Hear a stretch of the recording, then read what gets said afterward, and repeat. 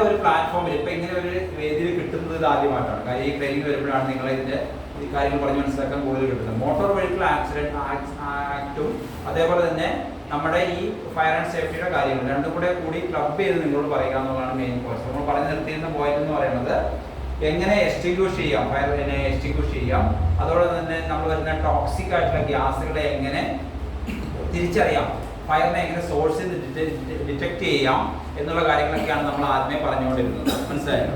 അപ്പോൾ അതോടൊപ്പം തന്നെ ഇതും നിങ്ങളുടെ ഒരു ഉത്തരവാദിത്തമാണ്. എന്താണ്? വണ്ടിക്ക് അകത്ത് നടക്കുന്നതായ കാര്യങ്ങൾ എന്ന് പറഞ്ഞാൽ നിങ്ങൾ കൊണ്ടുപോകുന്ന മെറ്റീരിയലിനെ സംബന്ധിച്ചുള്ള സുരക്ഷ, അതോടൊപ്പം തന്നെ റോഡിലെ സുരക്ഷയും നിങ്ങൾക്ക് വളരെ പ്രധാനപ്പെട്ടതാണ്. ഉദാഹരണം, നിങ്ങളിപ്പോൾ ഈ വീഡിയോസിൽ കണ്ടതായ ഒരു യെല്ലോ കളർ ചെക്ക് ബോക്സിനെ കുറിച്ച് കണ്ടു അല്ലേ? അത് എത്രമാത്രം വലിയൊരു വാണിംഗ് ആണെന്ന് നിങ്ങൾക്ക് മനസ്സിലാക്കാൻ പറ്റുന്നത് പൂർണ്ണമായിട്ടും. കാരണം എന്ന് വെച്ച് കഴിഞ്ഞാൽ ഈ സാധാരണ ആളുകൾ ശ്രദ്ധിക്കാത്തൊരു പോയിന്റ്, അല്ലെങ്കിൽ നോർമൽ കേസിൽ നമുക്ക് എന്താണതെന്ന് കൃത്യമായിട്ട് പറയാത്ത ഒരു പോയിന്റ്. അപ്പം ഇത് നമുക്ക് ഈ വീഡിയോ കണ്ടപ്പോഴാണ് ഒരുപക്ഷെ ആൾക്കാർക്ക് അതിനെപ്പറ്റി ഒരു അവയർനെസ് കിട്ടുന്നത്. ഓരോ പോയിന്റ്സിലും നിങ്ങൾ പ്രത്യേകിച്ച് വലിയ വണ്ടി ഓടിക്കുന്ന ആളുകളാണ്, വണ്ടി ഓടിക്കുന്ന ആളുകൾക്ക് എന്താണ് കൂടുതൽ ഉത്തരവാദിത്തമാണ്. നിങ്ങളുടെ വണ്ടിയുടെ സൈസും നിങ്ങൾ ഇതിനെ പറ്റിയുള്ള കാര്യങ്ങൾ കൂടുതൽ അറിയാൻ പറ്റും. നിങ്ങൾക്ക് കോമൺ ആയിട്ട് അറിയാവുന്ന ഒരു കാര്യമുണ്ട്. എന്താണ്? വലിയ വണ്ടിക്കാരനാണ് ഏതെങ്കിലും ഒരു ഇത് വന്ന കേസ് കാര്യങ്ങൾ വന്നു കഴിഞ്ഞാൽ കൂടുതൽ കുറ്റം അല്ലെങ്കിൽ ശിക്ഷ വരുന്നത് നിങ്ങൾക്കറിയാം. എന്തുകൊണ്ടാണ്?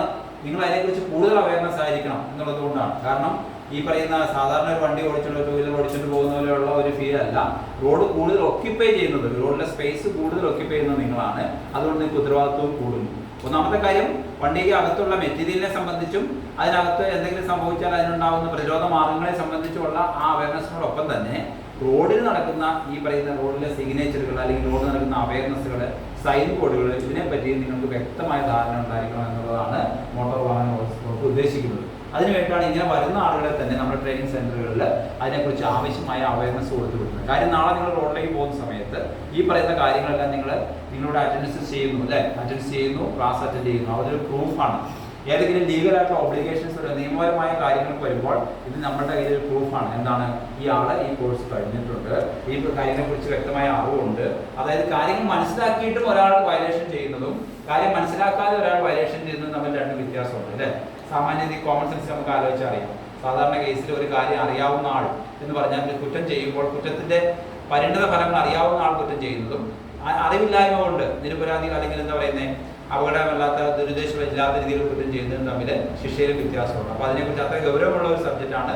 അത് നിങ്ങൾ തീർച്ചയായിട്ടും അതിനെക്കുറിച്ച് അറിഞ്ഞിരിക്കേണ്ടതായ ആവശ്യമുണ്ട്. അതിന് വേണ്ടിയിട്ടാണ് ഈ അവയർനെസ് ക്ലാസ്സുകൾ നടത്തുന്നത്, അവയർനെസ് പ്രോഗ്രാം നടത്തുന്നത്. വേറെ സംശയം ഉണ്ടെന്തെങ്കിലും ഇനി നമുക്ക്